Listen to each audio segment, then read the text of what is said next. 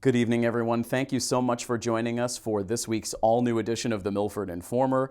I am Milford TV's Executive Director, Tim Coette. We're happy to be back with you with an all-new edition of the Informer. I know it's been a little while since the last time we were able to bring you a new edition of the show, but we have been hard at work here at the studio as well as out in the field doing a lot of coverage and also making some much-needed improvements here to the infrastructure in our studio. So we'll share some of the details with that for you before we begin our show this week. We're so excited to be unveiling a brand new program server here at our studio. This has been a long-range project in the works here at Milford TV, and happy now to finally have it off the ground as we partner now with a brand new server company, Telview. We're so excited now to be working with a first-rate organization like Telview with a brand new program server. We now have it up and running, all of our programming now going through our new server, and we're only just scratching the surface on the features that we'll be able to roll out now thanks to Telview. So stay tuned as we bring you a whole list of new features related to our programming and our streaming content as well as we go forward. But again, exciting news here. It's been a lot of work, but we're really excited to have a brand new server here to bring you a great program viewing experience for all of our Milford TV content. So now let's dive into our content that we have for you here on The Informer this week. We've got a couple of top stories to bring you. We lead off the show tonight with a look back at the district's art exhibit that recently took place over at Milford High School, bringing together artists from across the Milford Public Schools to show off their artistic skills. And our brand new Milford TV employee, our community event coordinator, Chase Pettinelli, was out in the field to bring you the following story. It is such a wonderful event to see the strong support for the arts that this community has. A district-wide art exhibit not only showcases the talents of students, but also fosters a sense of inclusivity and appreciation for diversity.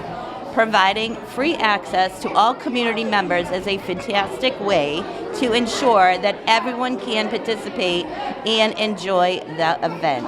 I am a true believer that the Milford Public School District-wide art exhibit is inspiring for all ages of the community from grades 1 to grade 12. It is a value to see what has inspired as the students increase their ability and become the artists within themselves. The exhibit creates a bond within the community where many Milford Public School students are able to showcase their incredible ability in creating these amazing pieces of visual arts. I mainly specify in pottery. As you can see, my hands are covered in clay right now because I'm doing a demonstration for everyone here. I've been doing pottery for about 10 years, since I was 7 years old. And basically I make bowls by spinning on a pottery wheel. I also do pottery as Ben does, but I also specialize in 2D art, and this was actually my first year doing an art class in high school and starting 3D art. So I've only been doing the wheel for 6 months. My goal is to become an art therapist, so that would still be part of my field. So, as someone living with OCD, we have such a vivid way of thinking that I don't need to think about what I want to do. I start drawing and something just creates on the paper. I don't need to do any of the work, which is why art is just such an escape for me, because it's like putting a thought onto paper without having to say the words, and it speaks for me. And right now we're taking the art department in a little bit of a different course. So we've got foundations of drawing, 2D and three-dimensional art. We will always have that. It's a traditional art, but we're also introducing things like jewelry making, textiles and soft sculpture.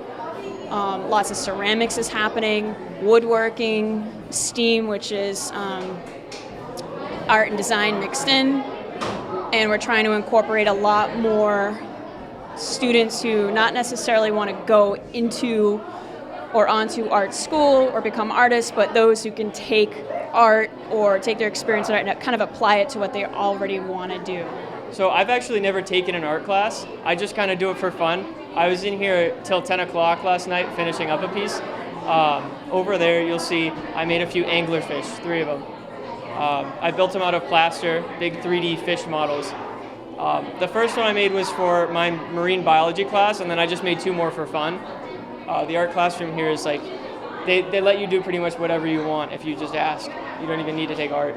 I take a lot of harder math classes and art kind of helps me decompress.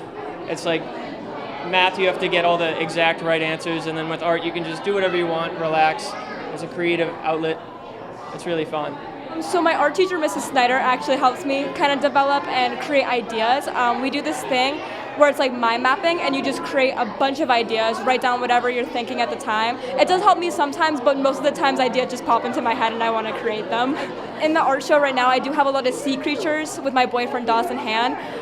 But yes, I love horror-themed stuff. I was looking forward to do it in the future because I am doing marine biology and environmental science, so I want to draw animals. I've done a bunch of art before, so I have some from my creative journalism class, and then I have some from my 3D advanced art class. So creative journalism is basically you have a journal and you just create whatever you want in it, and 3D art is three-dimensional based. The school I went to before didn't really have much art class, so I've been excited to take art classes in high school. I love the art here. It's definitely very deep, it's definitely abstract, it's meant to make you think about it because it's something that's me. It's an extension of me, and that's why I put so much time and effort into it. I've spent the last 8 months carefully curating the different sketches and thumbnails to create each piece very eloquently because it's something that means a whole lot to me.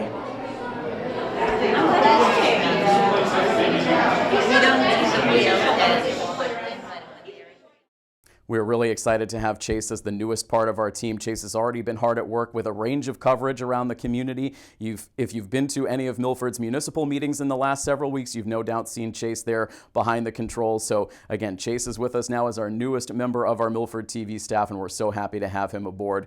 And he's been working very hard to make some improvements here in our studio and get to work out with coverage in the field.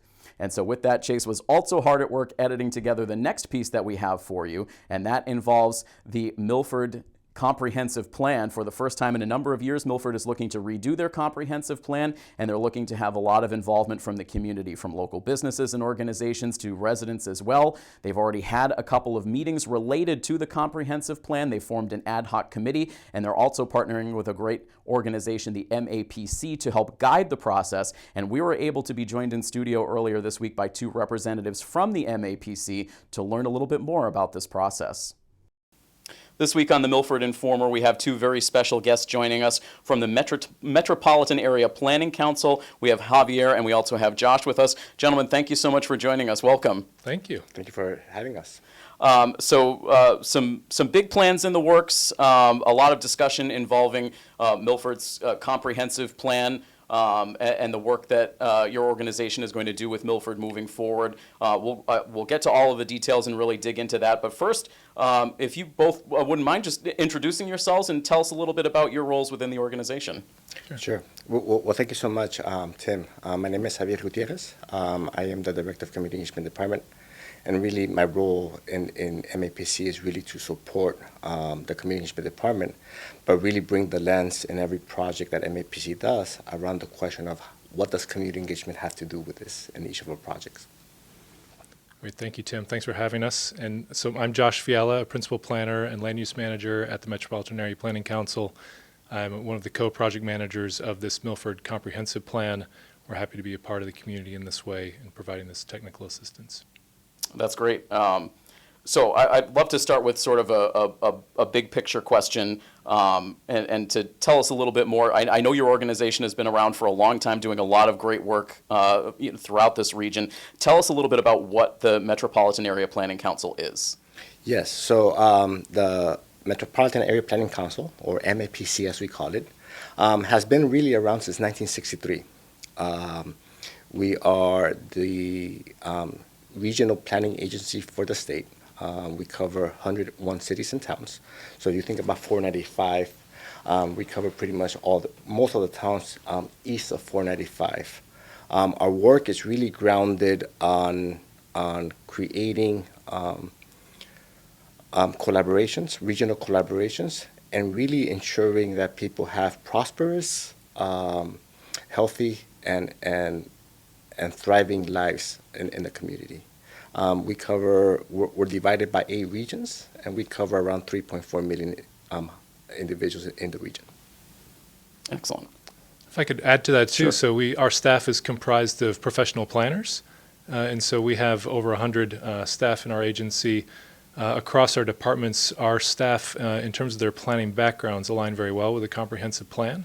So we're able to serve this type of planning process entirely within our agency and have a very strong and diverse team of professionals working with the town in this effort to provide everything from transportation analysis to land use planning and zoning to historical and cultural resources and everything sort of in between that would go into a comp plan. And so we talk about a comprehensive plan. I know that this is an issue. We've got a lot of Milford residents out there that I know that have been really tuned into this issue over the years, have brought it up many times in municipal meetings past, but I'm sure there are a lot of folks out there who are not really sure what a comprehensive plan is, why a town needs one. Can you both maybe expand a little bit on what a comprehensive plan is for a town? Sure. Yeah, I'll start. So a comprehensive plan is, as the name suggests, both comprehensive geographically, so it covers the entirety of the town, all corners, with a focus on the areas where you might think the focus might be paid attention, so downtown or areas with other infrastructure, 495 and the exits that connect to it. But we're also looking at the town comprehensively in terms of topics as well. So as I mentioned, transportation is a key issue. Everyone has to get around town. That's something that we're looking at with our staff and figuring out where the congestion is and if there are longer-term solutions that can help with that. We're also looking at things like housing and affordability in the town and what can be made better in that regard. Land use is, as the name describes, so how the land in the town is used, the patterns that make up the town, commercial areas, how they're connected, the centers of economic development like the downtown. And so we're looking at all those and then connecting those topics as we explore them to a plan for the town in the future. The arc of a comprehensive plan is 10 years typically, so we look at a time horizon out over that 10-year period. We try to come up with goals and strategies for the town that look at that time period, both short-term, mid-term, and long-term looking out. Anything to add to that, Javier? No, and part of that is from the community engagement department.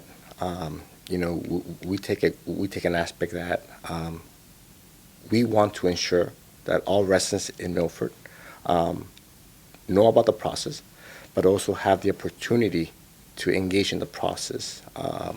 And second, we also come into this space in thinking about the social fabric that already exists in Milford, but also thinking about how can we actually add value to those social connections, and at the same time create spaces where people can come together and know about each other within the process until the end of the plan.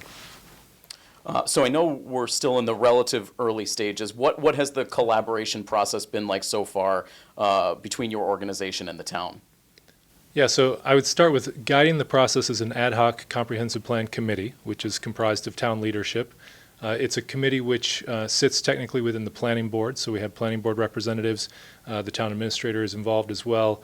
We have select board members, finance committee members, so a nice collection of those who represent the sort of different aspects of leading the town in guiding its way. We have met with them. We'll be continuing to meet with them on a monthly basis. Those are a part of the planning board meetings, so they'll be posted if people are interested. They're public meetings. They can show up. We're trying to keep them to about the first hour of those planning board meetings. They occur either the first or third Tuesday of each month. In addition to that, we've also gone through a series of interviews with municipal staff and department heads, committee heads, commission heads, chairs, various boards to understand what the issues are from their perspectives in the town. So we've done some of that background work as well as our own data collection and analysis using the data resources we have through U.S. Census data, Mass GIS data, local data as well, to take a look at the patterns that are occurring in the town that have occurred since the previous comprehensive plan, which was back from 2007 was the previous comprehensive plan. So quite a bit has changed since 2007. I think Sure. we could all mark the ways in which our lives are different since that time. The other things that we're doing, as was mentioned, we have hosted a community meeting last night, actually, on May 13th, and invited about 60 residents from the community to discuss with us, from their perspective, much of the same things that we've been talking about with each of those interviews and conversations with the ad hoc committee. We will be continuing through this process to have really an open door as much as possible to, as we develop the content of the plan, inviting the community into that process as much as possible so that they can both contribute to and weigh in on the progress that we've made. Yeah, I know in our previous conversations, you both really emphasized that this is a community-driven project. I'm curious, you mentioned you had your first forum just earlier this week. Were there any immediate takeaways from some of the first conversations you've had a chance to have with residents? Yeah, I would say a few recurring themes are occurring, and they're some related to affordability in the town. So we've heard a fair amount around housing considerations, some observations of overcrowding in housing units as well, which is an indication of affordability and issues with affordability. We've also heard overcrowding of another type on the roadways. We've heard about congestion in certain locations, particularly at rush hour times, both coming into town and through the downtown primarily. And so those are each areas that we can think about and look at. We've also heard a fair amount around the importance of open space in the town and the open space resources and the natural resources in the community, and making sure that those are both the current assets are cared for and stewarded, but also thinking about how that series of open spaces could be enhanced over time or added to and amended, and what other places could potentially be conserved in the town as well. Oh, that's all important issues for sure. And I know, continuing in that spirit of community involvement, Javier, there's an online survey that I know that is going to be made available that folks can access. We'll put the information on the screen for how folks can access that directly. But can you talk a little bit about what's contained within that survey? Actually, Josh, do you want to take that on? Sure. Yeah. So I'll maybe start with what we covered in the community visioning session. So at this point in the process, what we're really starting with is a shared community vision. So that is a starting point, really thinking about not only where the town is today, but where the community would like to see it head in the future over that 10-year arc, what things might want to be better or different. And so that's where we're starting, and that really is the core of the content of the plan. From there, we'll build complementary goals and strategies that actually help to make that vision become a reality and build some detail into that. Those were the types of prompts and conversations we created in the space last night at the community forum. The community survey is complementary to that conversation we had last night. So those members of the community that were present with us last night are welcome to take the survey. It is different and complementary, but it does look at, starting with that core, what are the challenges in the town, what are things that could be better, and what's the vision for what you might like to see different. And then we actually do go topic by topic within the survey for those topics which will be covered in the comprehensive plan, to ask specifically about whether or not something is important. Really, at this point in the process, we're inviting the community to help guide our team to do our work. So we have, as I've described, a fair amount of professionals and resources available at the front end of this process, and it's best if the community can tell us where to exert those resources in the best and most effective way. Excellent. So we'll continue to make the information available on the screen for how folks can access the survey. So I guess, again, another big picture question for you, gentlemen. You've had your first community forum. As this process continues to navigate forward, what are maybe some of the next steps that you'll be taking, and some of the next steps that the community should be aware of? Yeah, we will be showing up as much as possible. We like to host our own events. We'll be hosting a series of events as this process continues, but we also like to show up at events in the community already. So we'll be doing that, and Javier and our community engagement team will be making themselves known and being present, as will the rest of our team, at standing community meetings. So whether or not it's a community organization, maybe a church event, or another community event of that kind, we want to try to get as many corners of the population involved in this as possible. Those who might not typically be involved or comfortable coming out to a community forum on a Monday night or at Town Hall. I think you can think of the process of the plan in pretty close step with the seasons of the year that are left. So as we get, currently we're in the springtime, thinking about the both current challenges and a future vision for the town. As we get that established, the vision will start to come together over the summer. As we turn toward the fall, that's when we'll shift to the more detailed goals that would fall underneath that vision and make more actionable that vision across the topic areas of the plan. And then as we get more towards the fall and winter of this year, we'll shift another level down in terms of detail with strategies and actions to really help implementation of that vision to be laid out and occur in a meaningful way. When we get into the first of 2025, moving into spring of 2025, which is the extent of our timeline, we'll really be shifting to compiling all that information into a draft plan, which is both hopefully engaging to people, something that people would like to pick up and take a look at, hopefully accessible, and will provide a clear direction for anyone who's wanting to contribute positively to the town. So it'd be directed both for town leadership, but members of the community, residents, and there will be certain ways that they can get involved as well. Small businesses, those who might, even commute into town as employees. There's all ways that each of us can contribute to making a better Milford for the future. And at the same time, we're also talking to small businesses, faith-based community-based organizations, with the intent that sometime in the summer, maybe end of June, we can invite a cohort of those leaders into a space, not only for them to also provide input in the process, but at the same time for them to get to know each other and share their resources of what's good in Milford. Just a lot of great work, and I know the community will appreciate really being able to have a large role in what's really some important planning for the short-term and long-term future of this community. So we certainly appreciate you both taking the time to join us this week. A heads up to all of our viewers out there, we did have an opportunity to cover the first community forum last night, so we'll be airing that on our Milford TV channels and on our YouTube channel as well, so you'll have a chance to get caught up on that first meeting. And I'm sure we'll have an opportunity to cover a lot of future forums along the way, and any other information coming out related to the comprehensive plan. We'll be happy to do our part to help get that information out there to the public as well. But in the meantime, Javier, Josh, it was great speaking with you. Thank you so much for taking the time. We really appreciate it. Thank you. Thank you, Tim. Appreciate it.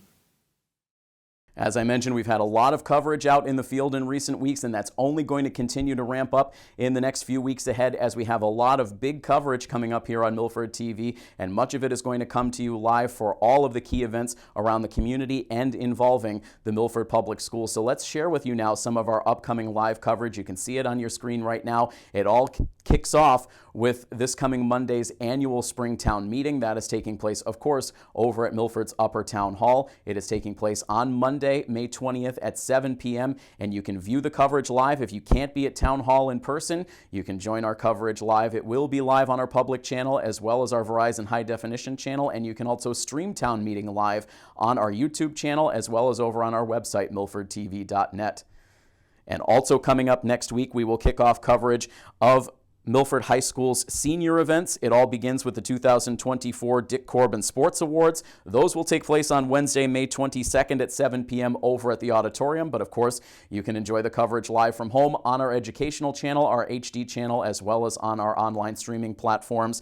And then the following week, we have back-to-back senior events to bring you on Wednesday and Thursday. That is May 29th and 30th, and those are the MHS Senior Awards Night and the MHS Senior Night. Senior Awards Night on the 29th at 7 p.m., Senior Night on May 30th at 7 p.m., and you can enjoy that coverage live on our educational channel, our HD channel, and across our streaming platforms. And it all culminates with coverage of the 2024 Milford High School commencement ceremony, and that will take place on Sunday, June 2nd, right at 10 a.m., hopefully out on the MHS turf, and we will have that coverage live for you on all of our Milford TV platforms across all three of our channels and across all of our online streaming platforms as well. So again, a lot of coverage coming up in the community, and we're so pleased to be able to bring it to you live on all of our Milford TV platforms. So we'll share all of the information for those dates and times out on our social media and out on our bulletin boards as well, so you can make sure to not miss any of the live coverage coming up here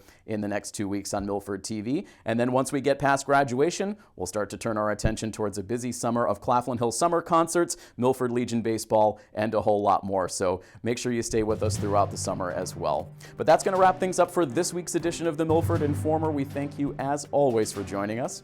And from all of us here at Milford TV, This is Tim Coet saying have a great week. So long, everybody.